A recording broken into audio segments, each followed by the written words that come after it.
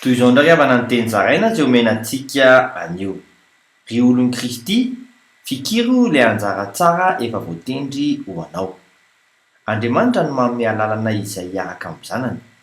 Araka ny voasoratra amin'ny filazantsara ny Jaona 1:5-6 amin'ny anaran'i Jesosy hoe: ary hoy izy, izany no lazaiko taminareo fa tsy misy olona mahay manantona ahy raha tsy nomeny ray azy izany. Dongio mba ho isan'ny voataony ianao. Araka ny ao amin'ny filazantsara ny Jaona 1:4-7 amin'ny anaran'i Jesosy hoe: tsy misy olona mahay manantona ahy raha tsy tao amin'ny ray izay naniraka ahy, ary izao hanangana azy amin'ny andro farany. Satria izy mpianatry Kristy hiembotra. Araka ny ao amin'ny filazantsara ny Jaona 1:1-12 amin'ny anaran'i Jesosy hoe: hatramin'izany dia maro tamin'ny mpianany no niembotra ka tsy niara-nandeha tamin'ny intsony. Mahireza, mivavaka isika ray ao, ampio ao, anaro ao, tario ao mba tsy hiverin-dalana. Amin'ny anaran'i Jesosy Kristy velona avy any Nazareta. Amen. Mandram-peona tompoko.